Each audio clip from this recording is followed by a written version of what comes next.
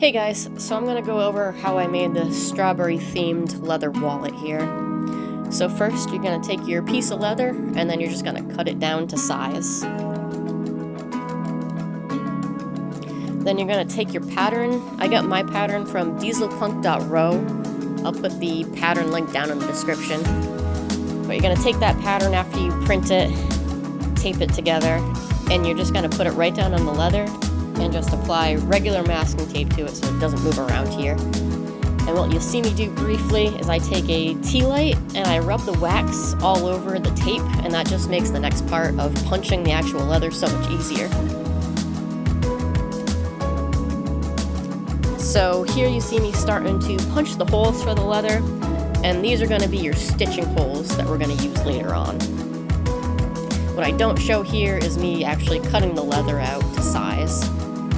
But after that, I put the wallet onto my laser to get that strawberry seed pattern, and then I take the swivel knife to it and start cutting out the seeds.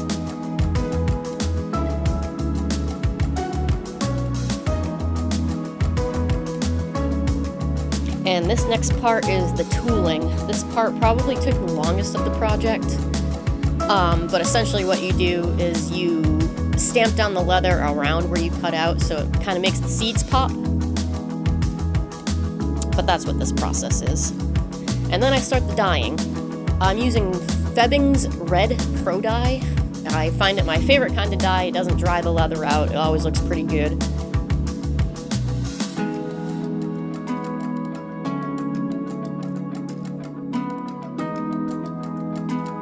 And then after the dye is all dried and everything, you can go ahead and start the painting. And I'm using Angelus leather paint here. It applies just like any other acrylic paint.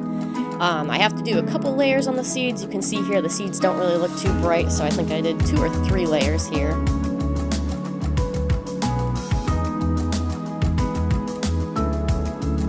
But after that comes the fun part of the antique process. It's very scary and very fun.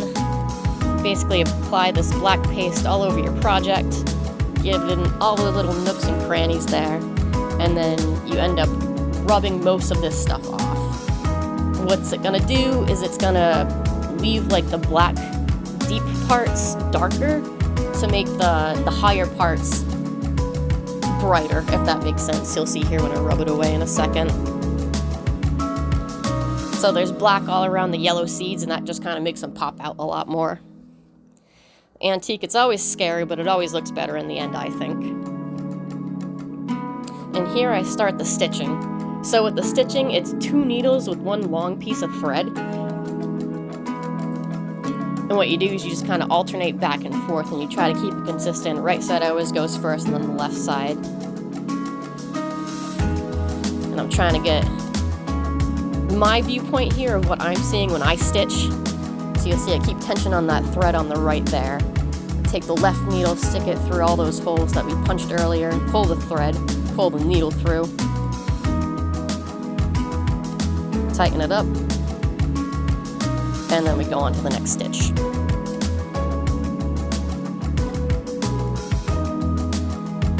It's one of those things, once you find your groove, you can kind of just keep it going, but it is a little tough at first.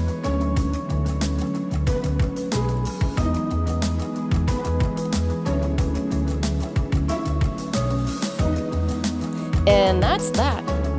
It's pretty straightforward for a wallet.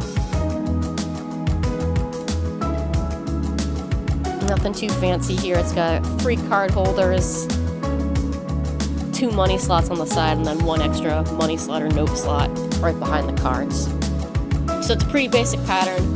I added the snaps myself from the dieselpunk.ro pattern. But there we have it. All done. Alright, thanks guys.